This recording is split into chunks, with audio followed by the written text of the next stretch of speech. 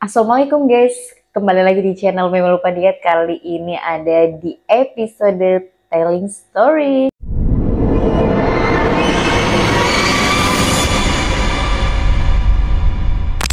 Dan di sini aku ada cerita dari kawan aku.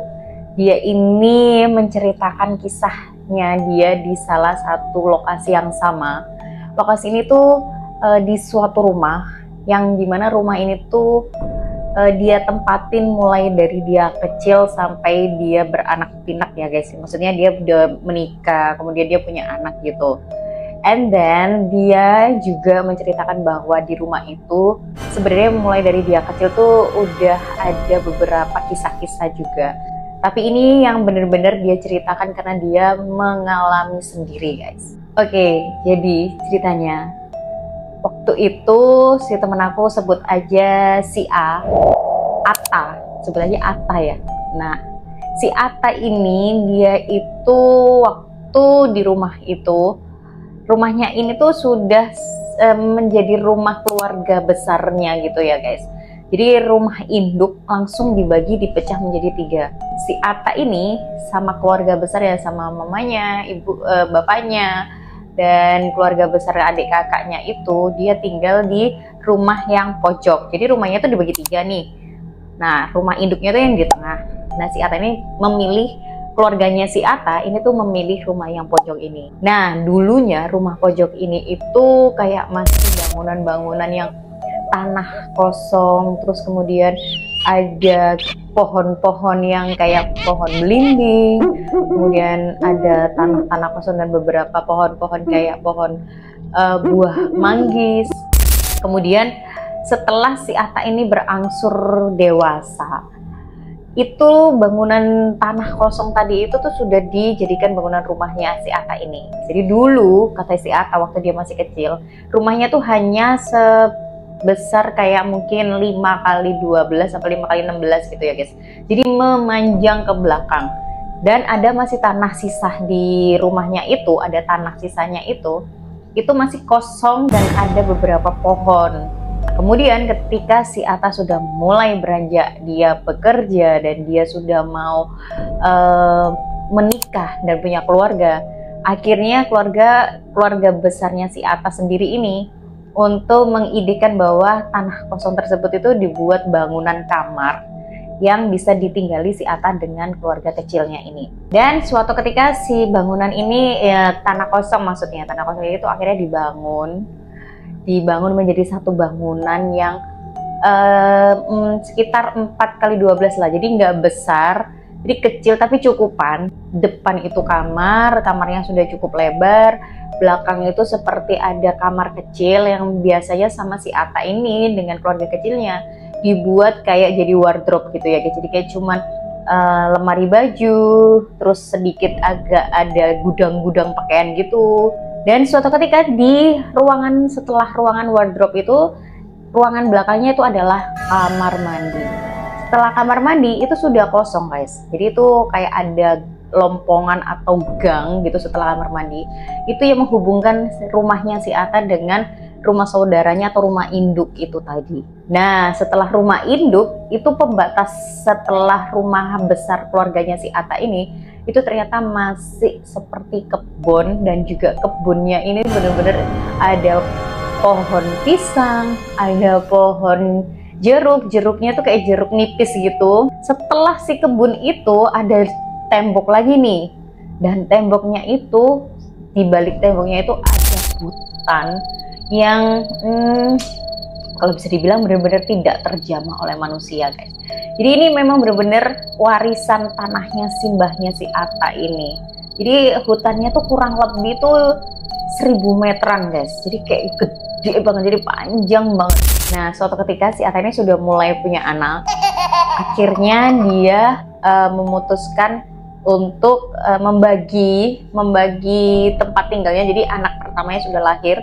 Anak pertamanya itu ditempatin di rumah ibunya, jadi kayak nebeng gitu loh, numpang ke rumah atau ke kamar ibunya. Dan ketika anak kedua lahir, si Ate tuh merawat anak itu tuh sendiri gitu loh, jadi kayak nggak ada neni atau mbak-mbaknya itu nggak ada ya guys. Jadi dia benar-benar ngerawat sendiri. Sampai suatu ketika di rumah itu si Ate itu kan masih masa-masa pasca melahirkan anak kedua. Jadi dia bener-bener masih masa-masa nifas gitu. Si Ate ini kebiasaannya memang merawat anaknya sendiri ya guys. Jadi dia udah repot dari pagi sampai sore sampai malam gitu. Dia memang sepertinya anaknya tuh kayak rajin gitu katanya sih.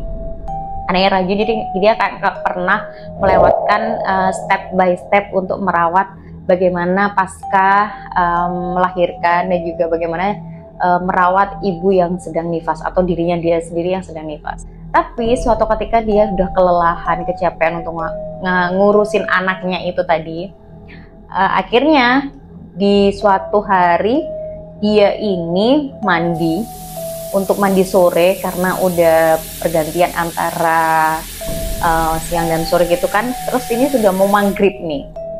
Nah ketika dia udah mau maghrib harusnya kan kalau kata orang Jawa itu juga, dan memang lebih baiknya jangan melakukan aktivitas apapun itu di pergantian waktu antara siang dan malam. Tetapi si Ate ini karena dia masih nifas dan dia masih belum sholat ya, karena dia agamanya muslim. So si Ate ini tuh kelewatan waktu untuk dia mandi karena dia udah kerepotan ngurusin anaknya kan. Sampai suatu ketika dia mandi tuh di jam-jam mendekati azan maghrib. Jadi kalau perempuan yang nifas itu kan dia harus membersihkan bekas-bekas ya, ada darah gitu kan yang keluar karena habis melahirkan gitu. Nah dia mencucinya itu ketika azan maghrib itu berkumandang. Ternyata tuh lagi cuci itu. Nah ketika dia cuci nifasnya itu tadi, dia mendengar nih azan, kemudian azan itu udah berangsur selesai sampai benar-benar selesai. Dia mendengar suara kayak suara binatang tokek gitu. Bagi Ate ini kayak apa ini, suara tokek ya atau suara air ya. Jadi dia memang nyalain air nih, dia nyalain keran sambil mandi karena dia udah terbiasa mandi itu pakai keran gitu kan. Maksudnya kerannya nyala terus dia mandi gitu. Kok dia matikan kerannya kok masih tetap kedengeran ya gitu. Dia matikan kerannya dan dia diem. Pertama dia matikan kerannya tuh dia tetap mandi nih, kok masih kedengeran. Tapi ketika dia diem, ini suara apa ya? Kok kedengarannya kenceng banget. Sebenarnya posisi kamar mandi si Ate ini berdekatan banget sih sama rumah orang tuanya si Ate ini. Jadi kayak depannya itu kamar dan itu ada jendelanya. Jadi dia kira itu suara dari kamar itu yang dari jendelanya itu tadi gitu. Kok dia matiin lagi, suaranya tuh makin kenceng dan suaranya tuh seperti ini guys. Itu tuh makin kecil, jadi mulai dari pelan terus itu dari jauh mendekat sampai si Ate itu 5 menit tuh tiba-tiba tuh kenceng banget di telinganya. Itu kenceng banget, terus langsung si Ate tuh wah ini nggak beres. Akhirnya dia buka pintu kamar mandi, posisi dia tidak pakai baju, dia udah nggak konsentrasi, dia manggil suaminya lah. Ketika dia manggil suaminya teriak-teriak, terus suaminya datang. Nah si suaminya datang ini disuruhlah nunggu di depan kamar mandi guys, karena bener-bener si Ate ini udah ketakutan banget lah pokoknya. Si Ate ini bilang, tungguin aku selesai sampai mandiku selesai, kamu tetap di depan kamar mandi. Pintunya itu nggak ditutup, bahkan kayak kebuka setengah gitu, dan dia tuh mandi tuh sampai cepet-cepet. Itu pertama kali dia merasakan sesuatu hal yang aneh setelah dia itu meninggali rumah atau bangunan yang dari tanah kosong itu lagi. Nah, di tempat yang sama nih, di lokasi yang sama, di bangunannya, suatu ketika si Ate ini punya mbak-mbak gitu loh, mbak-mbak yang bantuin di rumah tangganya dia gitu kan. Nah, si mbak-mbak ini itu nggak ngerti ya, dia tuh merasa dia bisa merasakan hal-hal negatif kayak gitu loh guys. Dia tuh bilang waktu itu ke si Ate ini, dia manggilnya waktu itu, manggil si Ate ini mbak gitu kan. Mbak, kira-kira di kamar ini apa sering ya ditinggalin orang? Si Ate bilang, emang kenapa mbak? Gitu kan, ngomong ke mbaknya itu tadi. Mbaknya bilang, itu mbak kayaknya di depan itu ada putih ya, gelantung. Nah yang di depan itu maksudnya Jadi di depan rumahnya Atta itu kan halamannya luas banget tuh. Dan halaman luas itu otomatis kan kayak kabel-kabel listrik itu kan kelihatan nih dari atas. Itu katanya mbaknya itu di kabel listrik itu kayak ada sesuatu yang gantung itu putih. Akhirnya si Atta nggak percaya dong, kayak ya udah sih mbak, bukan, itu kayaknya kain-kain apalah atau layangan yang biasanya nyangkut. Mbaknya tuh kayak, oh ya udah mbak, kalau kayak gitu, soalnya kayaknya bener-bener itu bukan kain ataupun dia bukan layang-layang. Akhirnya si Atta ini daripada mbaknya takut dan mbaknya kabur, akhirnya si Atta nggak punya mbak. Si Atta ini akhirnya nyoba ngecek sendiri guys. Dia ngecek, dia keluar di jam-jam agak lumayan sepi. Dia coba ngecek, dia coba ngintip mana sih yang kata mbaknya itu sebelah mana ya, dia ngecek gini. Ketika dia keliling, nggak nemu, dia oke lah, berarti bukan gitu. Tapi waktu dia mau jalan, mau ke arah rumahnya itu tadi, tiba-tiba sekelibetan si Atta tuh kelihatan, hah itu apa ya? Ternyata emang bener, jadi dia gitu kayak gini loh guys, kayak main ayunan gitu loh. Si Atta tuh cuma diem, iya ya bener gitu. Jadi kayak apa ya Wak?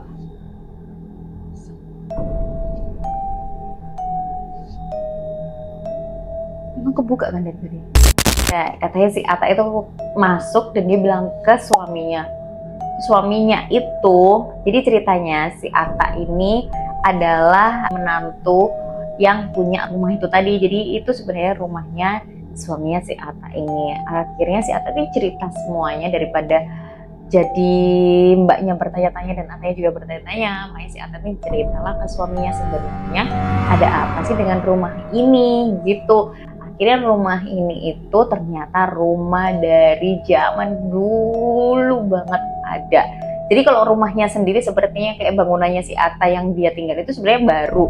Cuman lahan dan rumah induk ini tuh ada sejak zaman perang guys.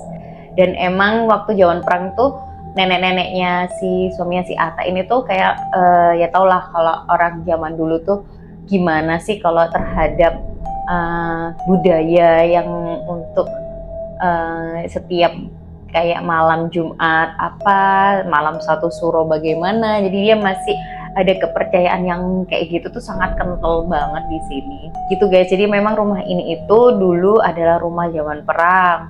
Terus yang kedua, bangunannya Atta ini yang pernah tinggal itu dulu pernah dihuni untuk usaha, dan usahanya itu ada beberapa pegawai yang tinggal di sini, dan pegawai itu ada dari beberapa daerah. Salah satunya itu ada orang yang nggak ngerti kenapa pegawai itu tuh nempelin salah satu kayak surat, kayak bacaan Al-Quran gitu, ditempel, digunting gitu. Tuh katanya sih untuk jimat atau apa gitu, nggak ngerti. Nggak tahu kenapa mbaknya yang katanya punya six sense kayak gitu-gitu, itu tuh bilang, Bu ini dicabut aja ya, kayaknya ada sesuatu yang nggak enak aja gitu dari tulisan-tulisan ini. Itu tuh katanya untuk mengundang atau apa gitulah guys gitu. Jadi setelah itu dikelupas, dipisah, dibuang gitu ya tulisannya itu, mbaknya tuh akhirnya bisa tidur gitu. Jadi sebelumnya tuh mbaknya tuh nggak bisa tidur, katanya tuh di tembok itu ada yang sering manjatin dia gitu. Jadi kayak manjat di tembok gitu loh guys, jadi kayak cicak gitu tapi gede hitam gitu. Nah setelah itu dicabut, mbaknya bilang, Bu alhamdulillah saya udah bisa tidur, bilang ke Atta, dan saya sudah bisa beribadah di sini. Terus aktivitas malam, tidur malam tuh enak. Ketika si Atta itu cerita ke suaminya tuh akhirnya menjelaskan tentang itu tadi guys. Jadi itu rumah itu tuh dulu tuh tanah dari leluhur yang biasa juga mengadakan kayak kisah-kisah, bukan kisah sih, kayak adat-adat gitu tuh masih kental. Terus setelah itu juga bangunan itu walaupun bangunannya baru, tapi itu pernah dihuni sama salah satu orang yang nggak ngerti maksudnya apa kayak gitu. Tapi setelah semuanya selesai, alhamdulillah Atta dan keluarganya tuh udah nggak ada gangguan-gangguan ataupun mbak-mbaknya selanjutnya itu juga nggak ada masalah apapun. Jadi tempat yang dibuat wardrobe itu akhirnya sama si Atta dijadikan tempat ibadah mereka sekeluarga untuk sholat, untuk ngaji, untuk ibadah-ibadah lain. Itu untuk ngajarin anaknya ngaji, itu dia di tempat situ supaya tempat itu tuh menjadi lebih hidup gitu guys. Jadi kayak gak gelap dan gak menakutkan. Menurut aku kalau kita menghuni di suatu tempat, atau kalau misalnya kita lagi ada momen-momen tertentu kayak kita nifas, kayak kita lagi masalah, kalau perempuan itu ada datang bulan atau haid, itu lebih baik kita benar-benar ngikutin aturan leluhur atau aturan agama, bagaimana baiknya supaya kita tidak mengundang tamu-tamu yang tidak kita inginkan itu guys. Itu aja sih pesan dari aku. Dan akhirnya kalau dari kisah si Atta ini sampai sekarang sih katanya sih but it's okay dan udah gak ada yang ganggu-ganggu, cuman dia ada beberapa kisah lagi dari saudaranya guys. Buat kalian yang pingin banget ceritain kisah-kisah kalian yang menarik dan yang mau aku telling storyin atau aku ceritain ulang, kalian bisa banget send ke email aku yang aku tulis di deskripsi box di sini guys. Dan aku mau pesan buat kalian, apapun itu suasana yang kalian hadapi, kalau aku bisa bilang berbuat baiklah saja dimanapun kalian berada, mau di tempat baru, mau di rumah kalian. Kalau bisa, jika kalian seorang muslim, ya tempatilah tempatmu itu untuk ibadah. Kalau misalnya kalian non muslim juga ibadahlah sesekali atau 2 kali di rumah kalian, supaya kalian menghindari atau menghilangkan aura-aura negatif itu. Oke guys, see you next video. Jangan lupa like, subscribe, dan komen channel Mimi Lupa Diet di episode-episode telestory lainnya. Bye bye.